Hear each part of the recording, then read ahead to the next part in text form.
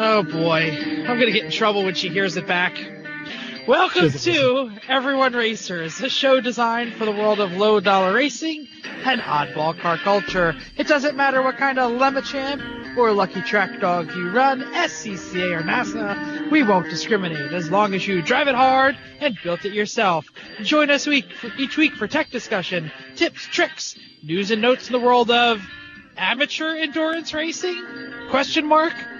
Whether it's on the spot, hella sweet, or we're lucky enough and Chrissy gives us just a tip, we're sure you'll giggle a little and learn even less.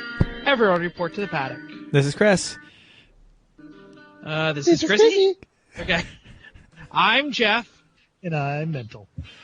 And we are Everyone Racers. Thanks for coming back and listening to a 560 SEC episode of our podcast. It is episode 126. Like the 126, buddy. Merc.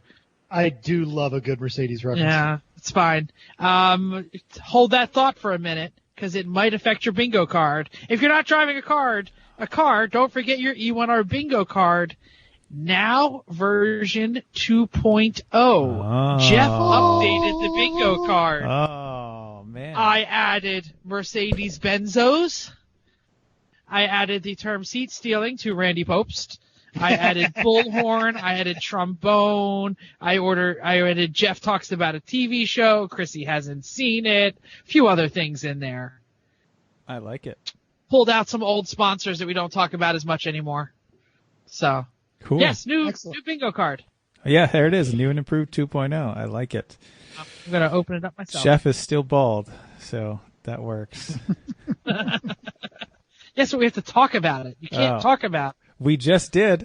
No, you did. That doesn't count. You know what sure counts? It does. Chris, what you working on? Baseboard trim. Did some baseboard trim. That's exciting. I know, isn't it? Wait. Woo! Baseboard trim. Yep. Purchasing, painting, and installing baseboard trim. It's about a third installed now. It's all painted. So it's about a third installed. They're a little bit more. So now then I gotta finish the installation and then put some caulk in the slots that are there, and then touch it up. Not if you go in there.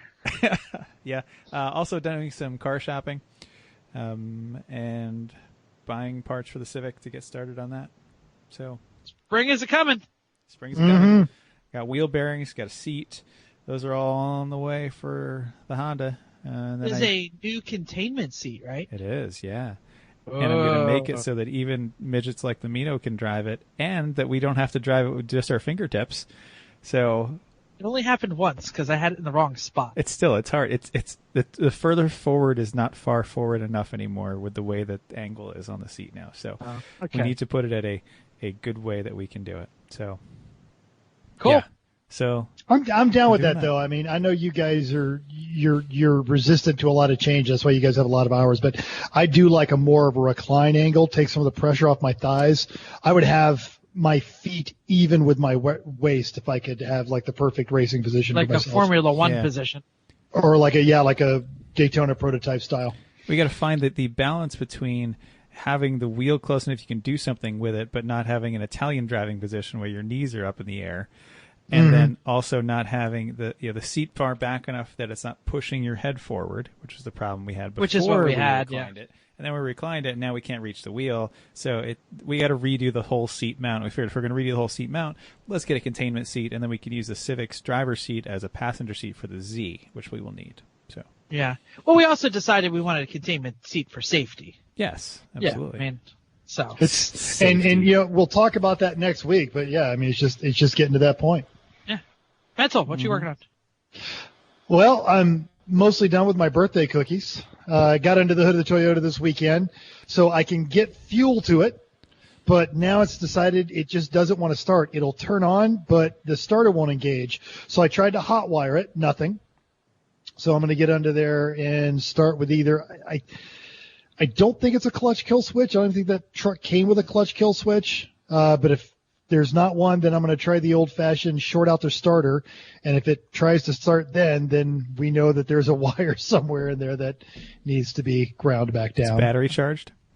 That's what I was going to say. A brand new battery. I'm having I think a flashback to Eddie Murphy's Delirious album.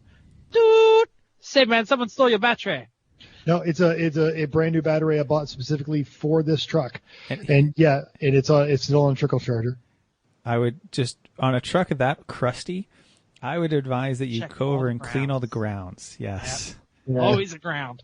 Well, and you're absolutely right. What's stupid is when I got it, is the engine would turn over with the starter, but it wasn't getting any fuel. Now I've solved the fuel problem. I can't get the engine to turn over. Yeah, you never know. You ruined the feng shui of something. That's true. You clean something. Right, and it spoken like a man who's owned several British cars. Yeah. Take a screw out of the dashboard and the engine stops. Or it's like an E39 BMW somehow power for much of the car goes through the passenger side vanity mirror. That when something disconnects up there, not kidding, that screws up everything else. So, yeah. Anyway. Yes. And, this weekend I am racing in a go-kart league. Interestingly enough, it's going to be at the same location and the same weekend as the NASCAR race. So traffic will be fun, but wish me luck, and hopefully I'll be doing some social media posting from that. Are you going to be voting this weekend? You are a Utah resident, are you not? I'm not. I'm a Nevada resident, which is where the primary is. That's what I meant. I am actually welcome to Everyone Politics. I am a registered libertarian, but I did get a text from a guy said, "Hi, William. It's Mark from Elizabeth's campaign. We are hoping you could stop by a rally this Saturday," but yeah. And change your affiliation so that you can vote in the primary. I want to know how they got my name and my phone number, especially since it's a Georgia phone number. I find that a little... Signed up for something. I guess. Huh. And no, we are paying attention to it, but I haven't decided I'm going to... You don't need to. Just wait till November. That's fine. I'll say what I'm working on. Ask me if I'm working on any cars. Go ahead. Jeff, we have the notes in front of us. I know. Are you working on any cars, Jeff? No, not a sausage. I haven't touched a car, except to drive it. So I cleaned carpets, and I cleaned the carpet cleaner. Or I fixed the carpet cleaner. Not in that order. Because you had dogs. And then anytime you clean the carpets with dogs, you immediately have to clean your carpet cleaner. Exactly. Well, it wasn't squirting. So, yeah, whatever. I did watch the Daytona 500. News and notes time. Good segue. I like that smooth segue. a transition. Yeah. So this is the biggest news in all of motorsports on Monday, the Daytona 500. Second biggest news, actually, but go ahead. Okay. The Monday, the Daytona 500 ended with one of the worst looking crashes I have ever personally seen. Everybody knows Ryan Newman went front end into the wall, flipped, was hit directly on the driver's door in midair by Corey LaJoie, the joy of seating, that guy who his grandfather invented the safety seat. He slid across his roof, across the finish line. It was the final lap, so he actually took 14th place on his roof. It took a long time for them to get him out. He is now Sasha's hero. Yeah.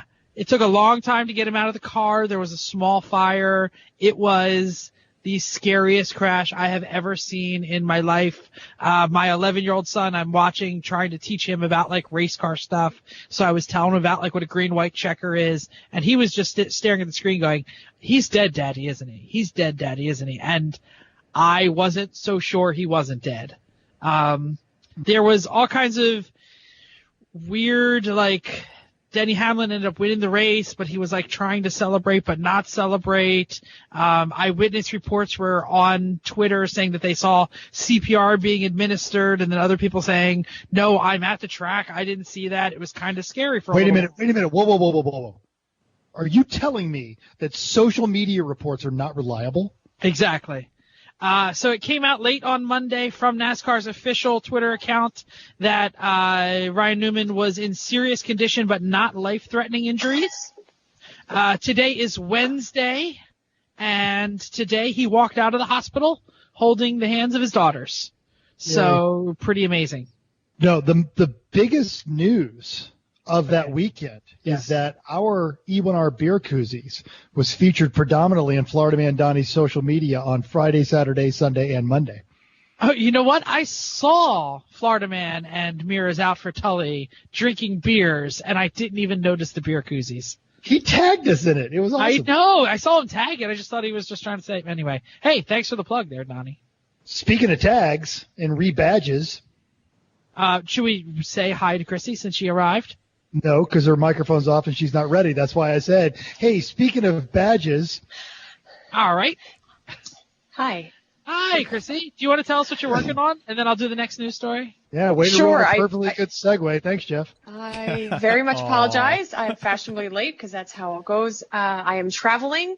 I'm working on building what we're calling a sandbox, a place to teach people how to locate lines. Yeah.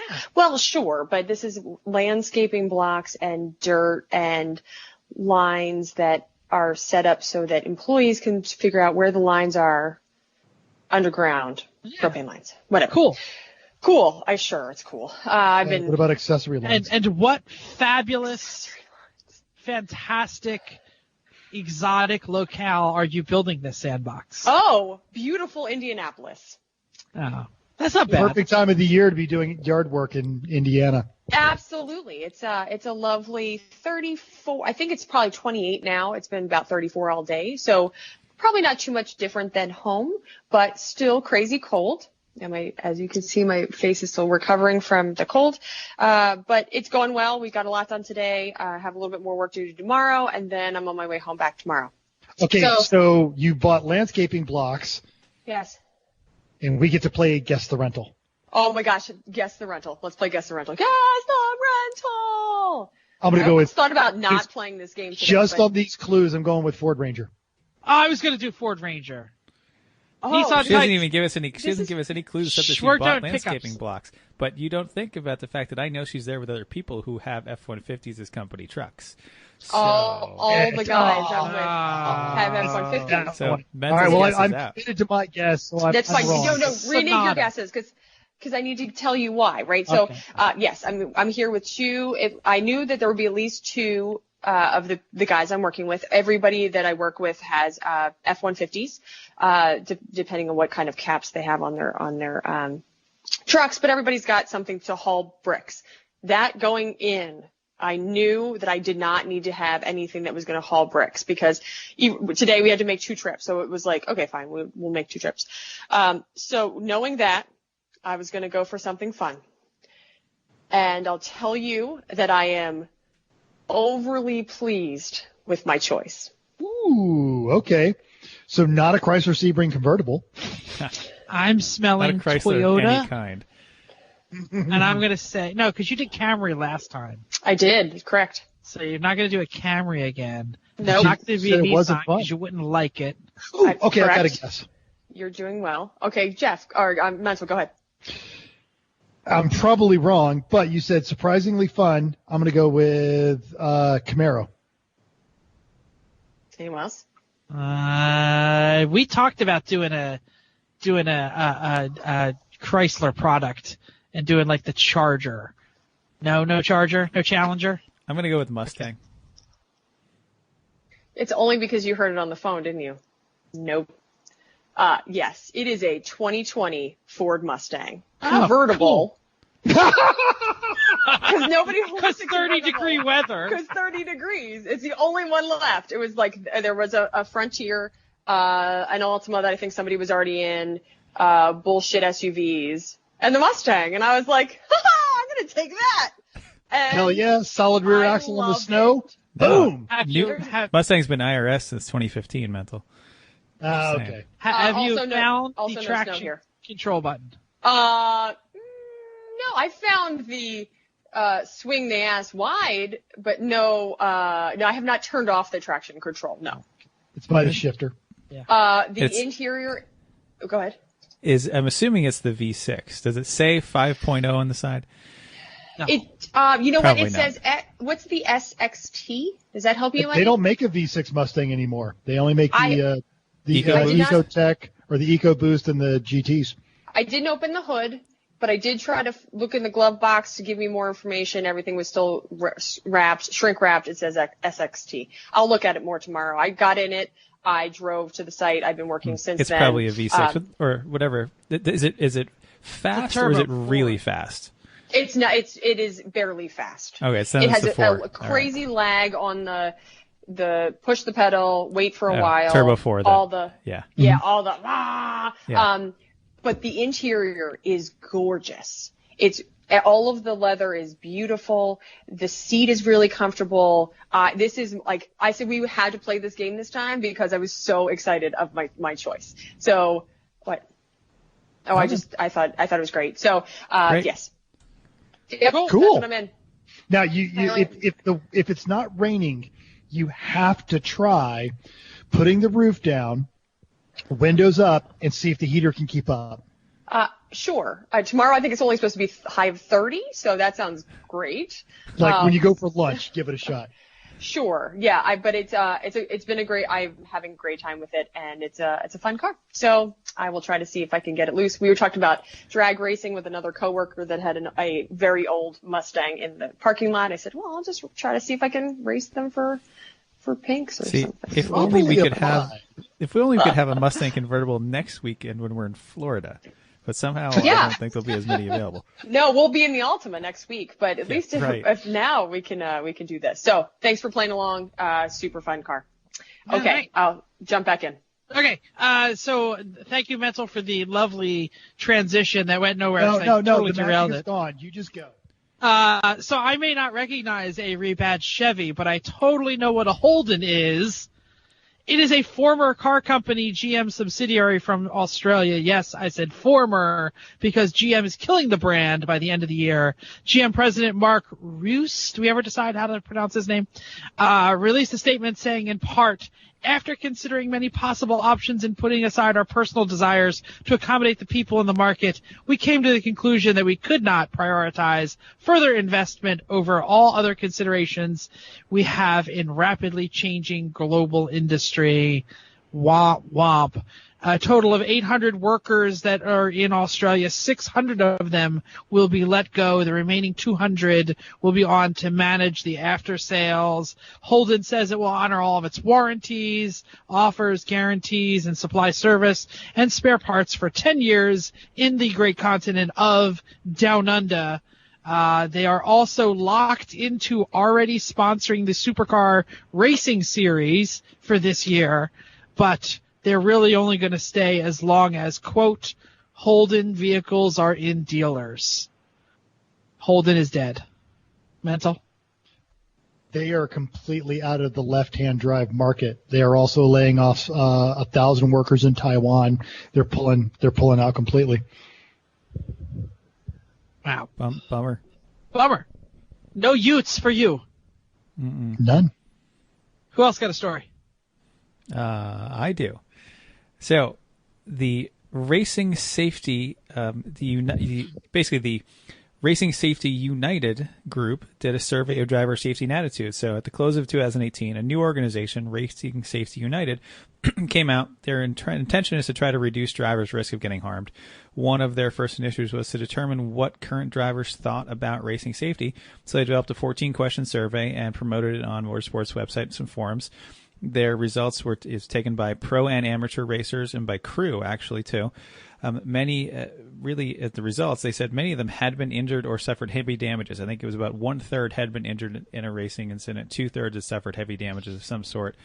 They talked about their safety influences. The biggest one was peers, having new safety gear and talking about it. And the biggest concern overall is concrete walls and track design, because some tracks are just not as safe as others. So it was interesting. Let's see what they do with it. But we got a link in the show notes for that if you want to see more about the results and what came out of it. Cool. Now it breaks my heart to say this, but at the same time kind of doesn't.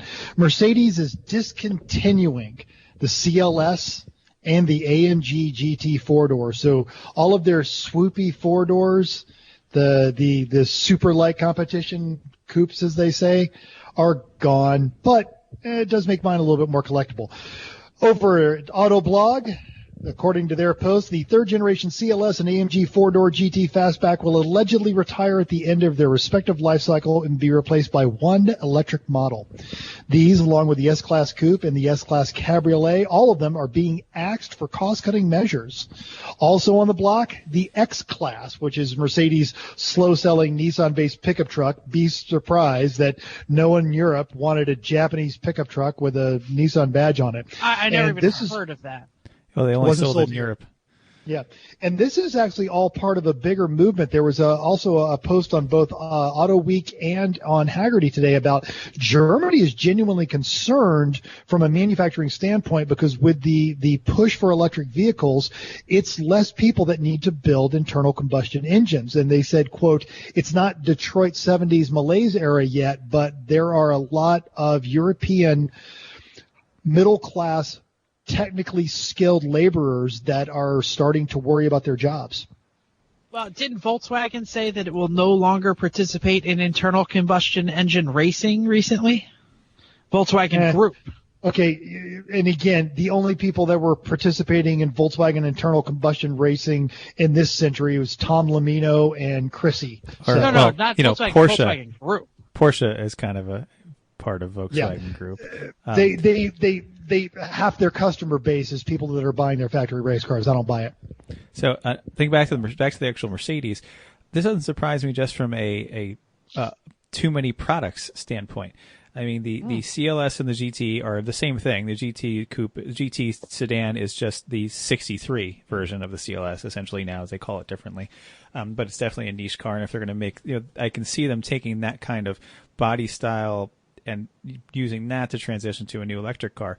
The S-Class Coupe and Cabrio are going to merge with the current SL, like in two models into one, because the SL has been the same basically. Well, it's the same chassis since 03. They've changed everything else about it, but it's the same chassis. It's a long-running thing, and they've got to find a way to trim down some of those models that there are just too many of.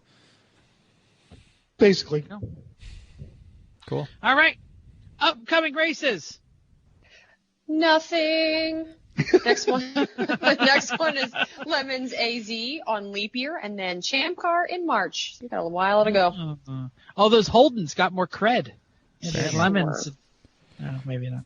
So we've had some recent races, though. We had two recently. Champ Car was at Sonoma for their 2020 National Championship, and on the West Coast, that means probably about 20 cars, I think, if I recall from last week, something like that. Saturday had Visceral Racing Group's 87-944, a minute over Uncommon Friends 78-280Z, and a lap behind was 92 Lexus of 94 Motorsports. Sunday is Tuttle Motorsports and their Eclipse overall, and RVA Graphics. Yeah! I know, right? The only time ever. There's only 20 cars, and Eclipse has a chance.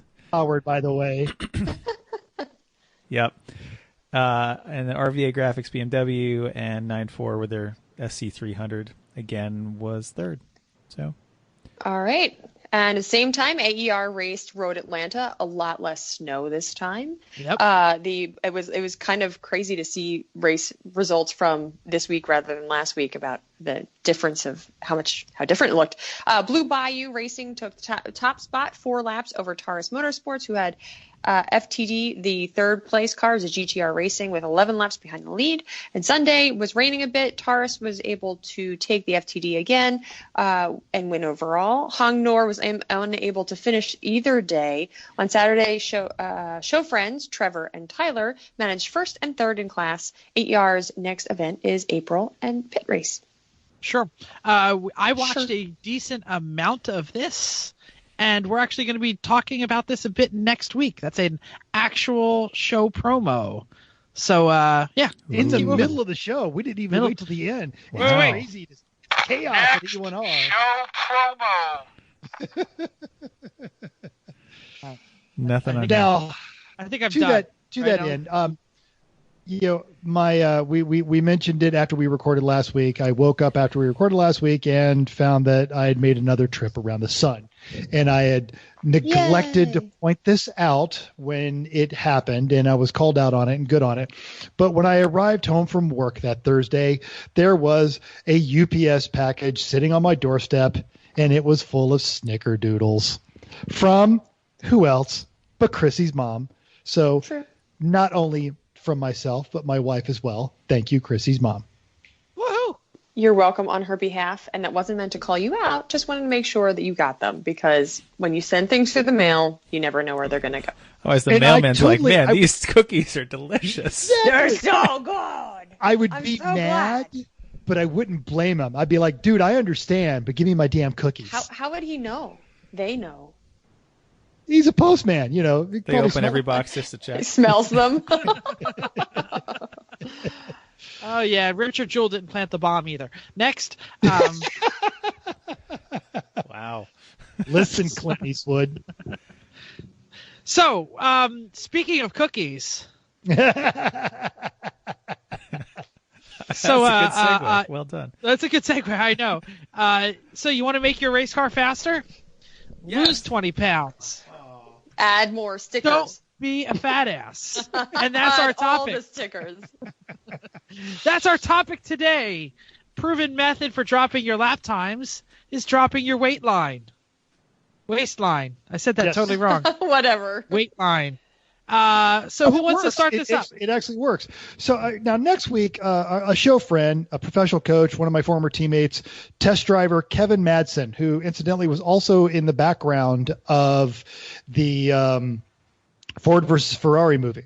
He is going to be publishing an article on Ross Bentley's Speed Secrets, specifically addressing fitness, the effects it has on your speed, your lap times, your awareness, all of that. Now, you can follow him on Instagram at Madsen Racing, and you can count on seeing a link here. He's going to be sending us a brief summary of what he talks about on that one.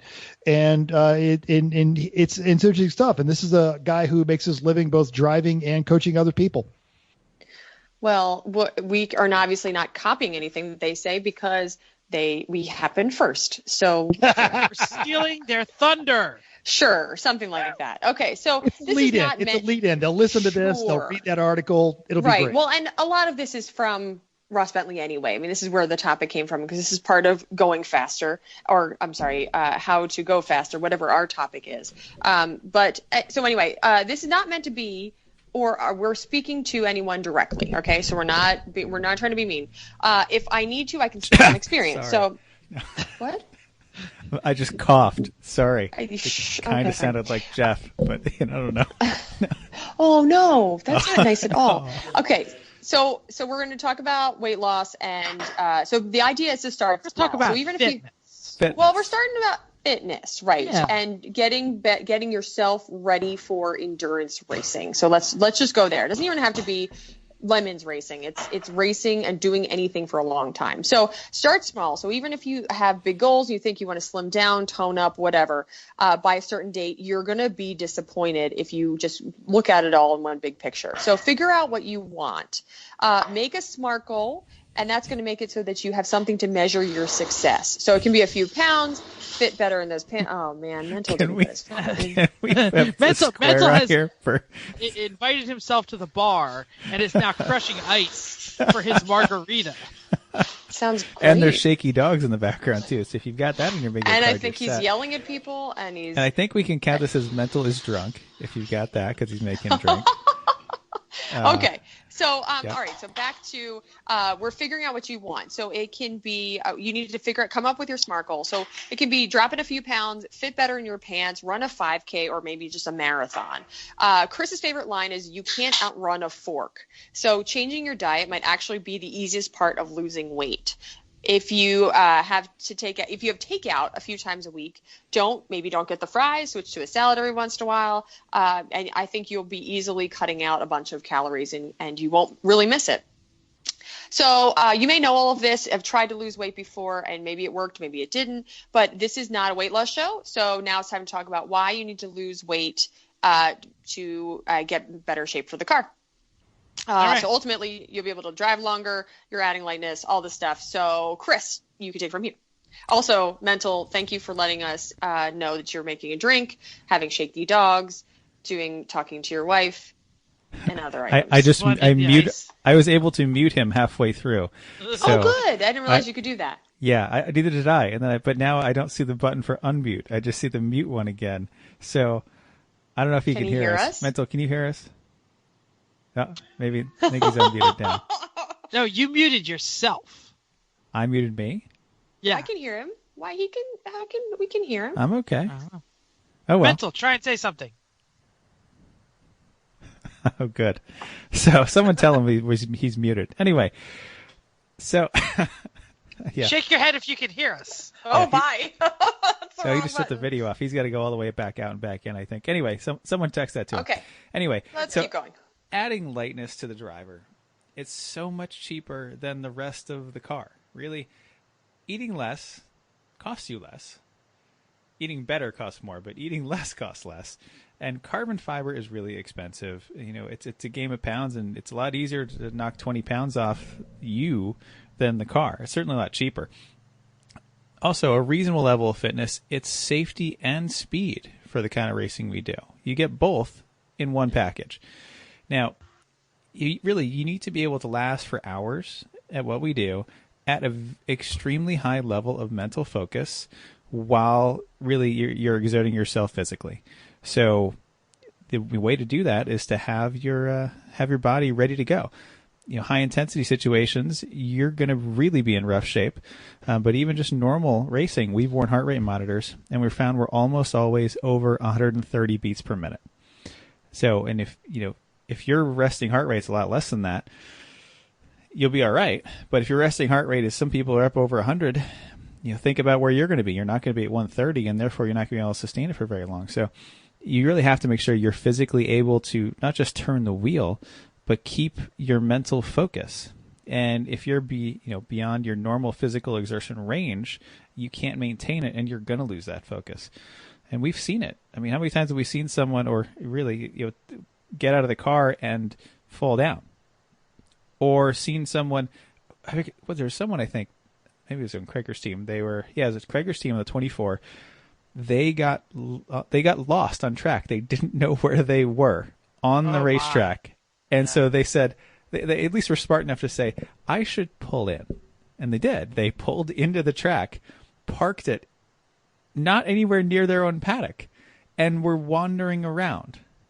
They didn't really know where they were. But they at least got out the car off the track. Right. Yeah. But because they weren't prepared for the long stint that they were running and for everything they had to do. But it's a great example of how, exerting yourself for that long, you can lose your mental focus totally. So really my suggestion is you concentrate on basic fitness, hydration, nutrition, and low-level cardio. Great thing you can try to do is indoor biking. Get an exercise bike, not a really terrible one that's been in your parents' basement for 30 years. You're just going to hate life. But something a little bit better. There's a ton of them on Craigslist around this time of year when people realize they're not actually going to use them, right? So it's a great time to pick it up. Got them for Christmas. Now it only holds clothes. It's great at hang clothes, right? It's a great clothes hanger. But riding on a bike is a nice low impact and varying intensity workout. You can change how hard you're actually going to do it, and you can really push really hard, or you can just kind of sit there and just pedal away at low pressure. But you can do that while you're watching TV, while you're online, while you're doing other things, so it distracts you from it. Chrissy. Another idea could be that so also sometimes fairly inexpensive treadmills are pretty cheap now. So not the Life Fitness good, running hard type, but I think it's also pretty easy to walk, even if you have you're not in shape or your muscles hurt, joints hurt. Walking on treadmill is pretty easy too. So if you could always watch that show, do it while you're walking. That also just, if you have a Fitbit, steps are steps. So it's always an easy way to do it. Right. I think I've always heard that you burn just as many calories walking as you do running. It just takes you a lot longer. If you can run, you should run. Well, a little more intensity, sure. But if you can't, you got to start somewhere. Get walking. So there you go. Yep. Well, I'll jump in. Oh, sorry. I'm almost done. No, okay. While you're doing that, though, try to trim your food back by 10 to 20%. That's it. Don't make huge changes. Don't dramatically overhaul everything you do. Just don't go for that second helping or that last spoonful. You're about to add just a little bit more. Just leave that one alone. You'll probably be fine. Because small changes over time is the easiest way to maintain what you're doing and has led to the best long-term success overall. So That's my suggestion for you there. Thanks, Chris. I really like that. I'm going to talk as the fat ass of the group. And I'm going to say I actually support a lot of the things that Chris said, who is like I am the least fit of all of us. But I'm going to say, I'm going to support those out there who are like, these fit people. No, that crap is hard. Yeah, it's hard, but it's also so worth it. What Chris said before about trimming back your food a little bit and doing the low impact workouts, that is probably the best place to start. And I'm going to throw some other tips out there for people who usually don't really pay attention to their fitness. And it's going to be like, look, there's lots of technology out there. Leverage the technology. Chrissy's wherever. Raise your hand if you're wearing a Fitbit. Chrissy is. Anyone else? No. I can't wear them. They make my wrist itch, but my phone will track my steps. Gamification. If you got a group at work, do whatever it is that's going to make you figure it out. I hate dieting, but the stupid calorie tracker app on my phone is the greatest tool to making me put the fork down. Chris, go ahead. Involve your whole race team in it. Make it kind of a competition among your racing, especially if you have a bunch of competitive people in your team. Do that. We did that a couple years ago after New Year's. We did. Do one exercise a day, and we put a bunch of them in a cup, and you'd pull out one for the day and send it to everybody, and you do that exercise. And if you just did that, okay, it's more than you were doing otherwise. But we encourage people to try to do something for 20 minutes too. Like we said, your one exercise is 20 push-ups, but you're supposed to also walk or do something else, go to the gym, do something a little bit more than just our exercise too. It was just enough to make you think about it, and that's the first step. And we were kind of holding each other's accountable too. Yeah, and it's honestly, it's whatever works for you. I was talking about my calorie tracker on my phone. It adds calories for when I work out. So I really see the calories in and the calories out. Gotta unlock that bonus level. Gotta unlock that bonus level. No, it's not even. But I'm telling you, those stupid stars. It doesn't really. I mean, it can do that, but that doesn't really do it for me. What does it for me is hey, if I do 10 more minutes on the elliptical today, it will be easier to stay in my calorie numbers. So look, I'm stupid about all of this. I've never been a guy who worked out. I've never been any of that. But if you burn more calories than you eat, the scale number goes down. If you eat more than you burn, you're going to have to start shopping for a bigger flame suit. That's it, period. Calories in, calories out. Figure it out. So this is where I'm going to talk about personalizing it. You need to find what works for you. I can't go to a gym and work out. I don't have that kind of motivation. My knees are too messed up from wrestling in grade school. Yes, I said grade school. So running is impossible for me. Mental's going to talk about running. But if I can work out in my house, I have a 99% million more chance of making it happen than if I have to get in my car and drive to a gym. My favorite thing to do is swimming, but I don't have access to a pool. I work at the only college in the world without a pool. But 40 minutes. Seriously? Yeah, wow. Seriously. That's crazy, right? Yeah. I should have asked before I started. No deal. I seriously would have been nah, I'm not going to work there. Forget that. I'm sorry, your college doesn't have a pool. I say good day to you, sir. Yeah, exactly. So it's right on the ocean, though. So, but anyway, I have learned that I can totally stomach 40 minutes on the elliptical, no matter how boring it is. If I can watch an episode of Oak Island or Lost in Space on Netflix, they're terrible shows. I would turn around and go the opposite direction on the elliptical to try and get away from it. But this is what I do. I force myself not to watch either of those shows on TV. The only time I get to watch an episode is if I'm on the elliptical. And guess I do the what? same thing. I force myself not to watch Oak Island. No, what I'm saying is I get on the elliptical because I know I got a bunch of shows lined up.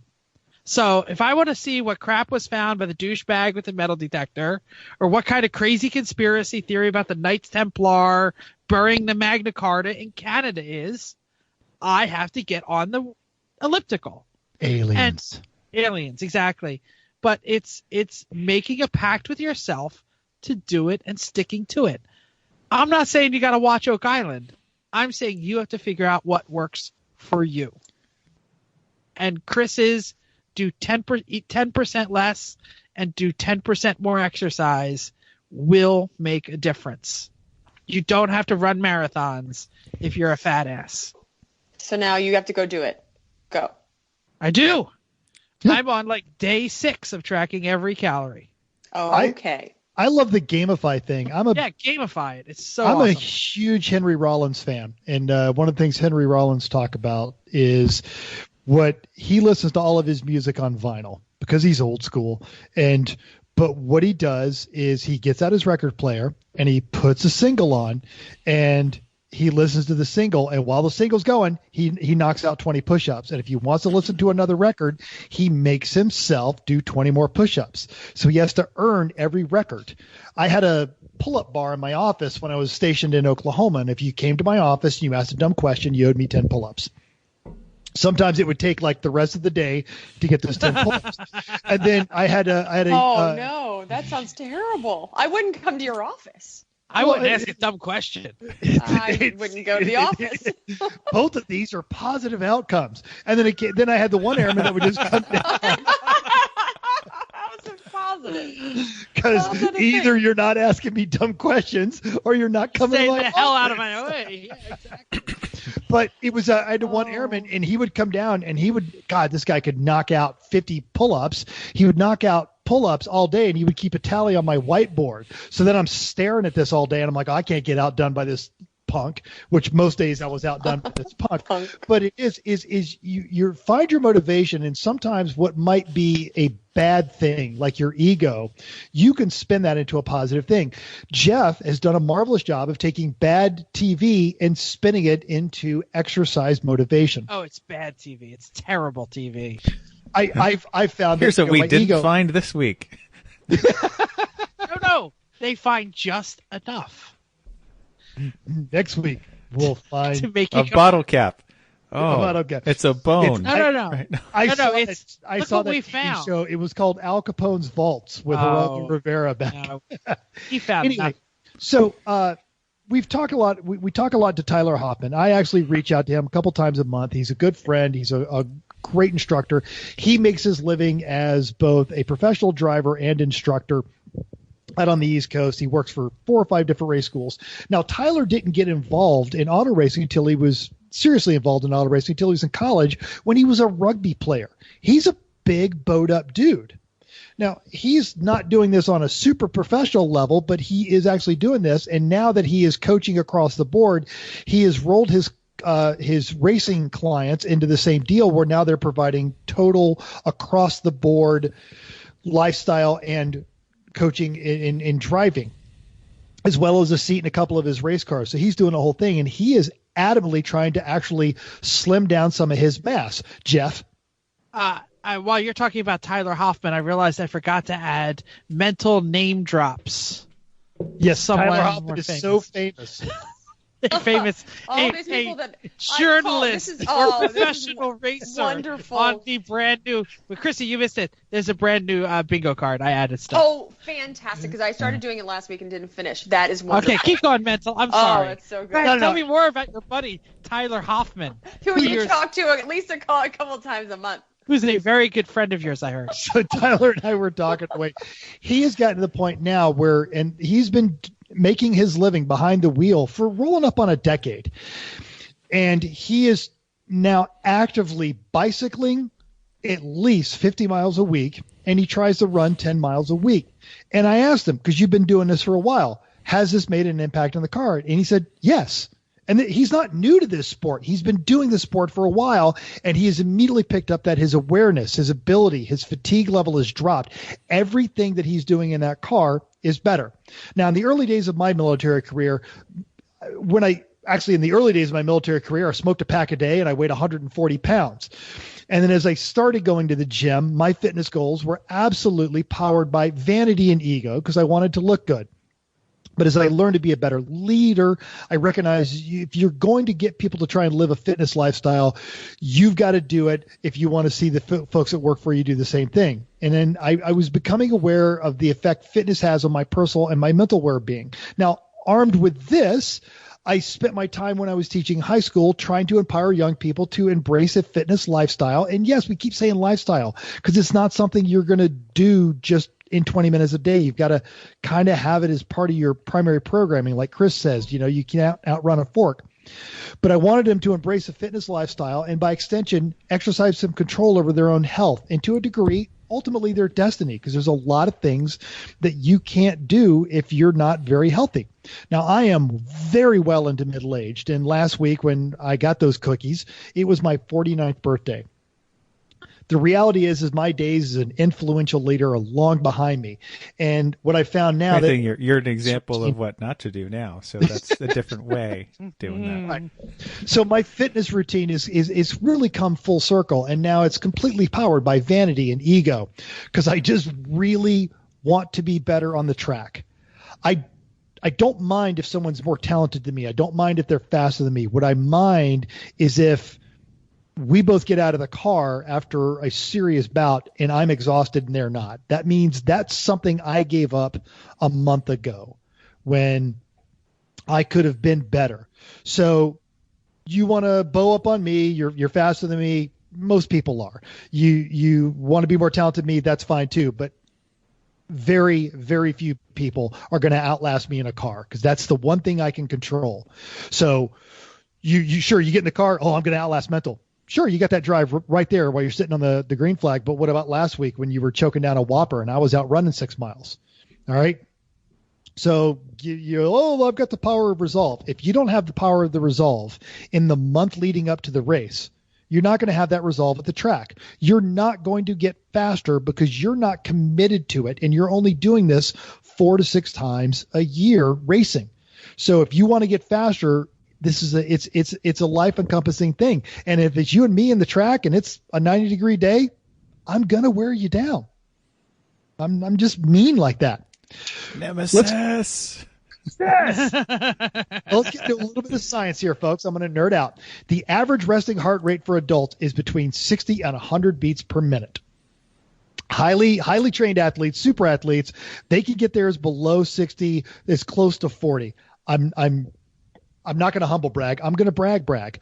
Mine is 55. It goes between 55 and 60 beats per minute resting. I'm usually like 58 when I go get my blood. So I just measured mine. I looked ahead. 74. It's not bad.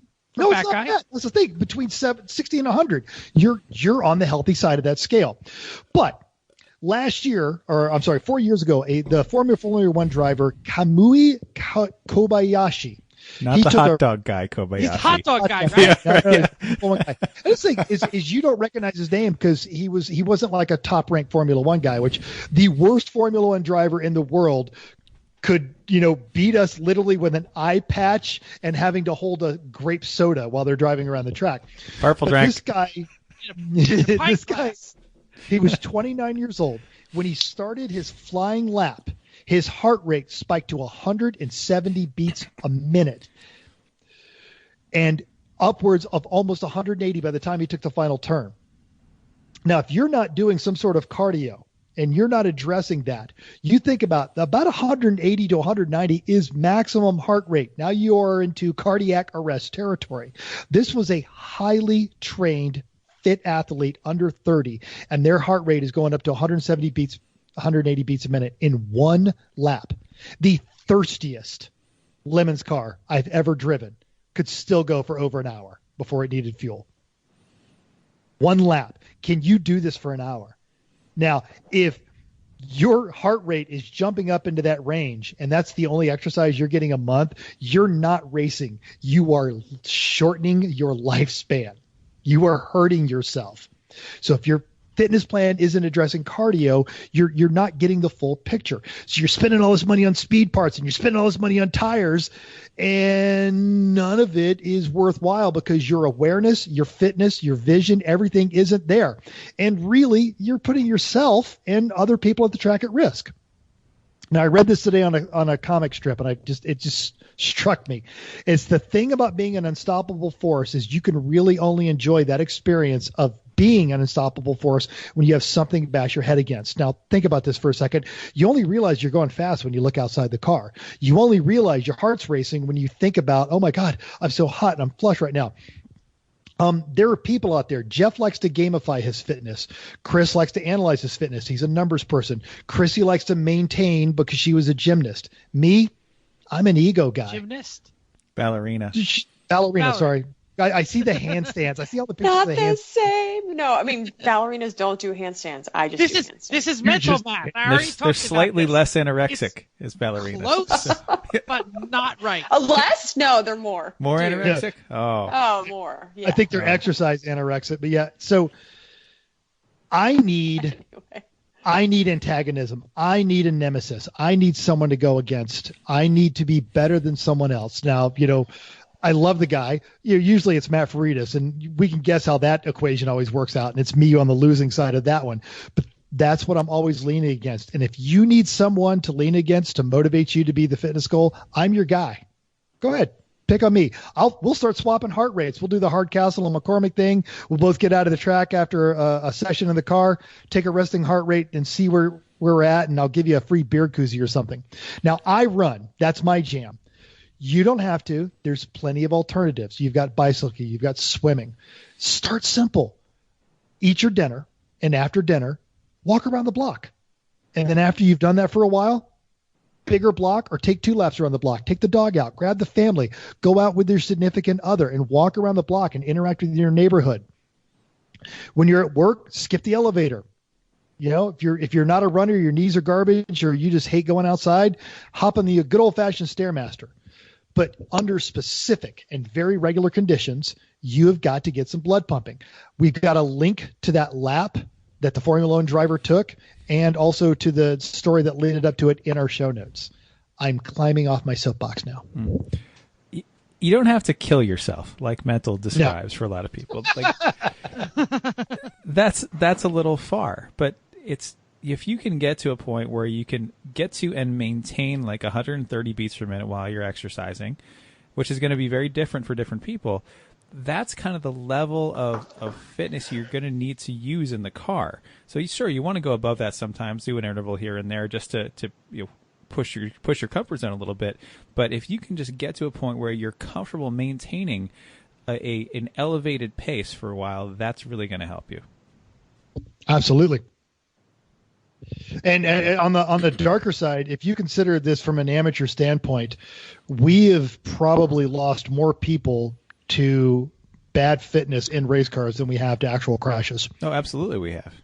Everyone that I've ever heard of dying in lemons was because they had a heart attack and then passed out and then hit something, or even serious stuff. Like, no one's ever gotten really hurt by crashing as the first problem.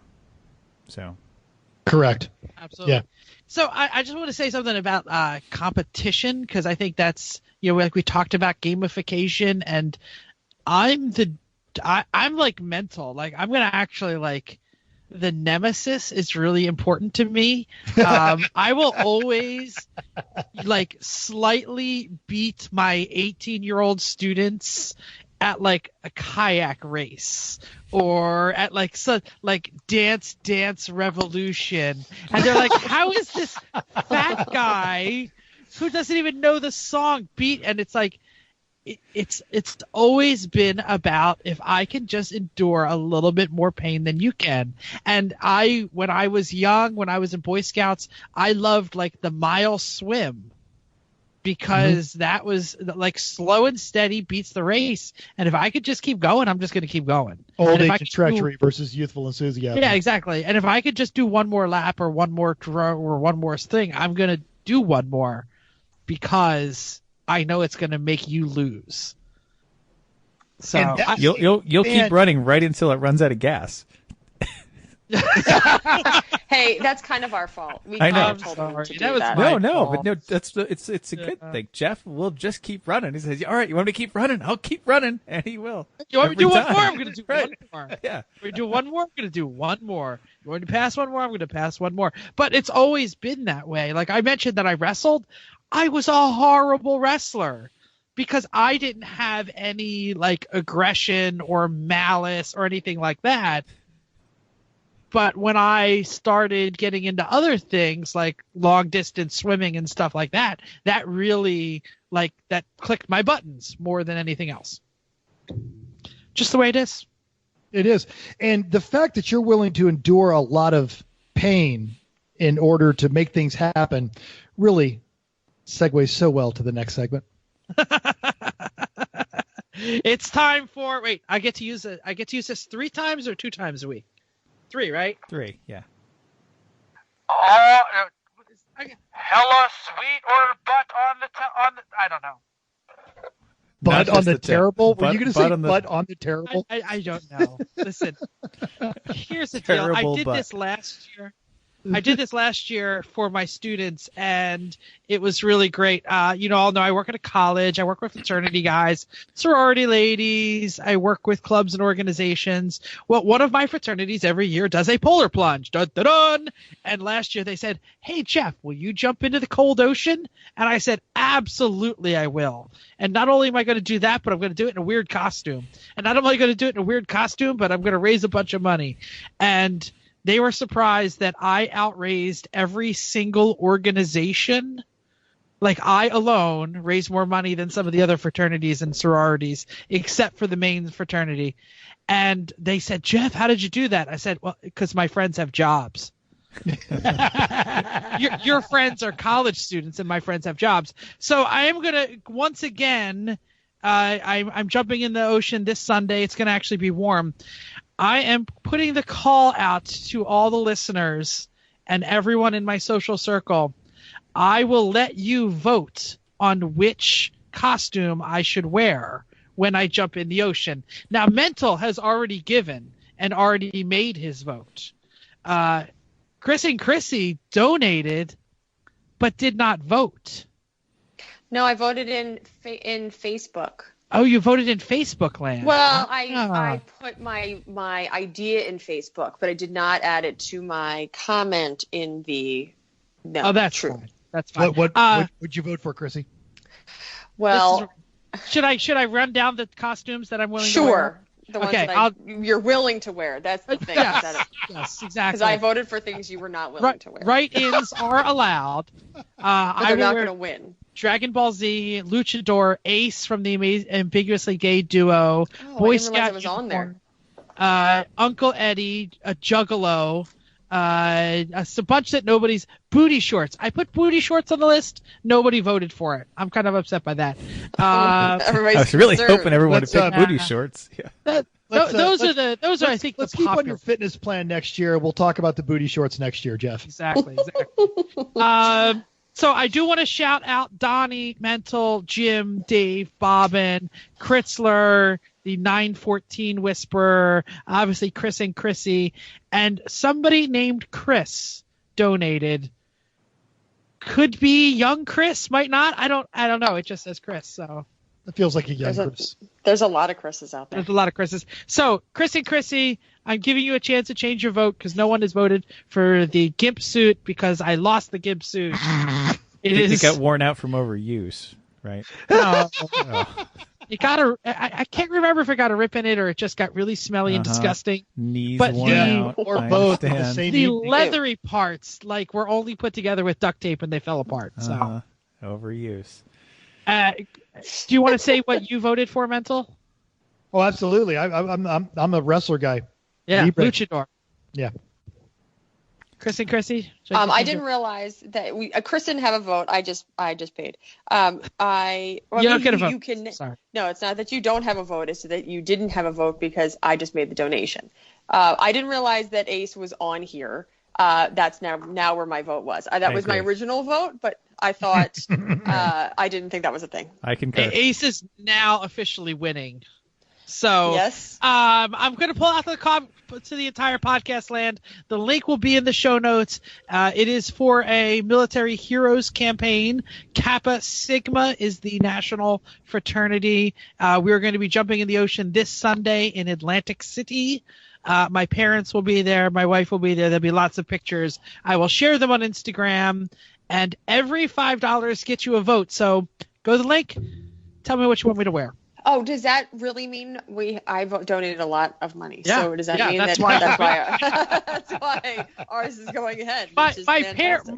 my father donated $95, a very odd number, and did not pick a costume. So if he picks a costume, he could really sway the vote. Mm-hmm. Yes, true. Mm-hmm. But you're almost towards your goal, which is great. I just opened it. Almost there. Yeah, that's great. I'm very excited. Okay. And I have to say, thank you for everyone who donated, and thank you who will donate. You're welcome. Okay. Are we done with the rest of the That's show? it. I plugged. Ready to move on? Okay. Well, next week we're going to talk about speed. It's what we do. It's what we want to do, and that is why and we're allergic to money. But how do you keep your speed differentials down? Well, we've talked to several owners and series to see what they do and how to keep our favorite sport safe. Safe and affordable. Well, I'm sure we're going to be talking about affordable, right? No, No? no, No. no. All right. Thanks for downloading us. We hope you enjoyed this week's edition of Everyone Racers. We also hope you'll join the world of driving, racing, and building, because everyone can be a racer, even you. If you enjoy this podcast, subscribe. It's totally free. Then go to iTunes and give us a 5-star rating. Even if you hate us, give us 5 stars and tell us why. If you have any questions or show ideas, drop a comment on our Facebook page, Everyone Racers, or email us at everyone.racers@gmail.com. Find us on Instagram or Twitter at everyone.racers. Thanks again, and until next week, keep the shiny side up. Unless, like us, there is no shiny side, then just keep the tubby wheels down.